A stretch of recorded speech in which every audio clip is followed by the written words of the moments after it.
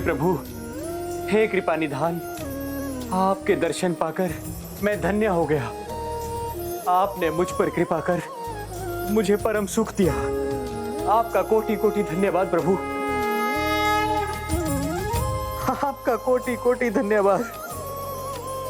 क्या हुआ पुत्र, तुम रो क्यों रहे हो? प्रभु के दर्शन पाकर ऐसा लगा पिताजी, जैसे इसी क्षण की प्रतीक्षा के लिए मैं अपने जन्म से कर रहा था। ऐसा लगता है जैसे मेरा जन्म सफल हो गया, मेरा जन्म सफल हो गया पिताजी। प्रभु के दर्शन का सुख हृदय को ही नहीं, आत्मा को भी तृप्त कर देता है पुत्र। तो ये सुख संसार के सभी भक्तों को नहीं मिलना चाहिए? इस कबीले के बाहर भी प्रभु के अनेकों भक्त हैं, फिर वो क्यों इस सुख से वंचित रहे? कहीं हम प्रभु को इस कबीले में ही रखकर स्वार्थी तो नहीं हो रहे हैं?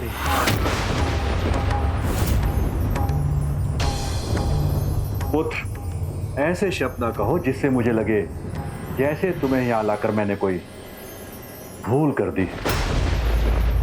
अपने स्वार्थ से परे दूसरों लोगों के भले के लिए सोचना उचित है, किंतु यह तो प्रभु की इच्छा है कि वो यहीं स्थित रहे।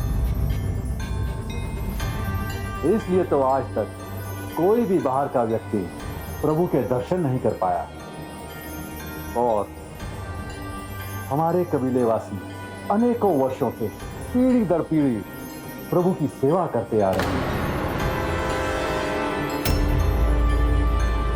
पुत्र, प्रभु दर्शन के सौभाग्य के पात्र हम ही हैं।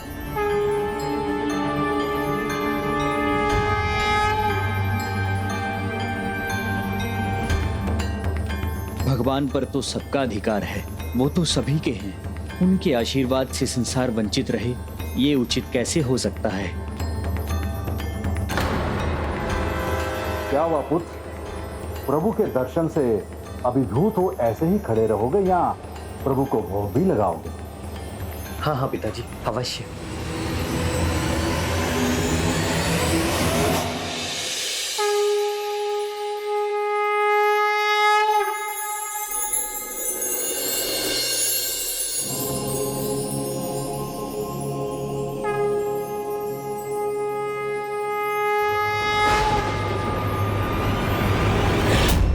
अर्थात प्रभु, अब समय आ गया है जब आपके विग्रह को उसके उचित स्थान जगन्नाथपुरी के आपके पावन धाम में स्थापित होना है। समय तो आ गया है प्रिय, किंतु किसी कार्य में छल का कोई स्थान नहीं होना चाहिए। धर्म का कार्य तो उचित मार्ग पर चलकर ही संपन्न होना चाहिए।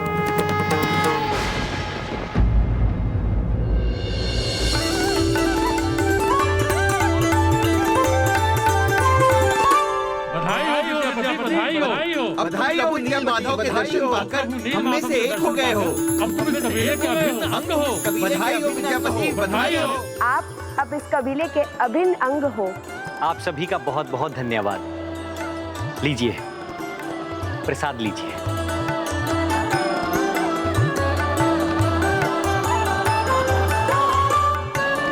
सब उचित है, फिर भी मेरे मन में शंका क्यों उत्पन्न हो रही है? इस कबीले के बाहर भी प्रभु के अनेकों भक्त हैं, फिर वो क्यों इस सुख से वंचित रहे?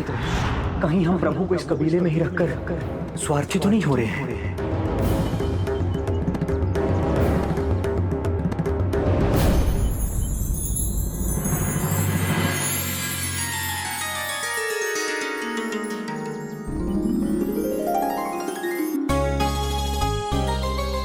लो प्रिय, प्रसाद लो।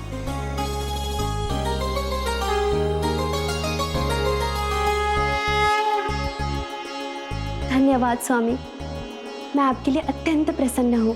धन्यवाद तो मुझे कहना चाहिए। तुम्हारी सहायता के बिना मेरे लिए प्रभु के दर्शन पाना संभव नहीं था।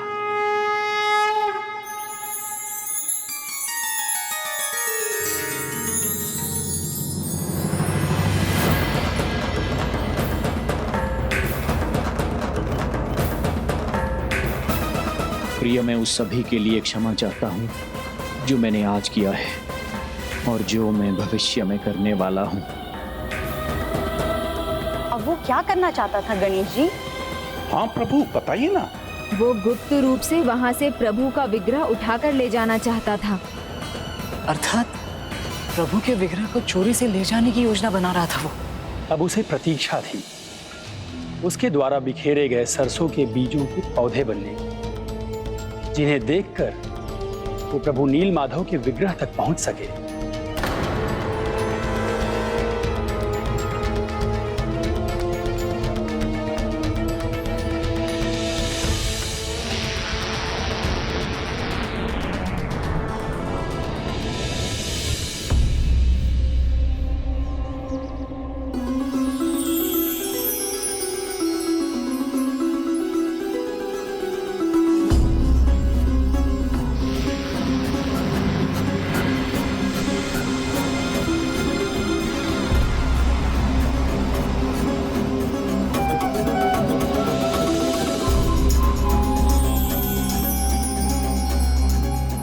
अब ये पौधे बड़े हो गए तो मैं इन्हें देखकर प्रभु के विग्रह तक पहुंच सकता हूं।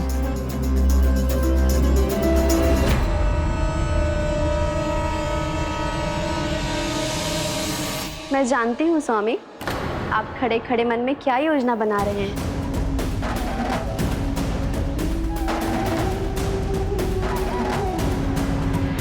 यही ना कि ये पुष्प आप मुझे उपहार रूप में देना चाहते हैं?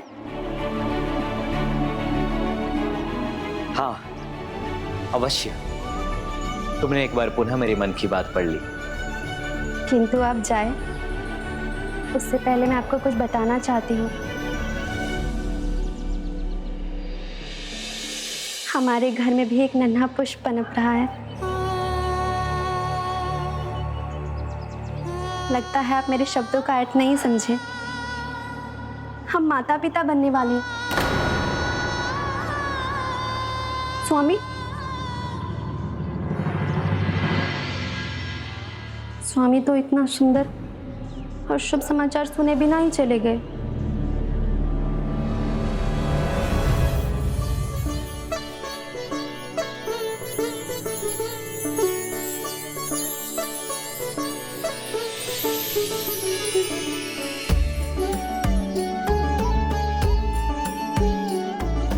हे प्रभु, मैं आपकी आभारी हूँ। आपने इन्हें मेरे जीवन में पति रूप में भेजकर मेरा जीवन अपार प्रेम से भर दिया।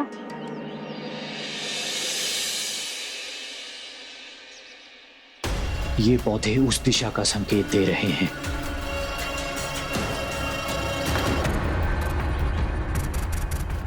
इससे पहले कोई यहां आकर इन नए पौधों को देख मुझ पे संदेह करे, मुझे अपना कार्य पूर्ण कर लेना चाहिए। मैं आज ही प्रभु के विग्रह को लेकर यहां से निकल जाऊंगा, जब कबीले वासी भजन संध्या में व्यस्त होंगे।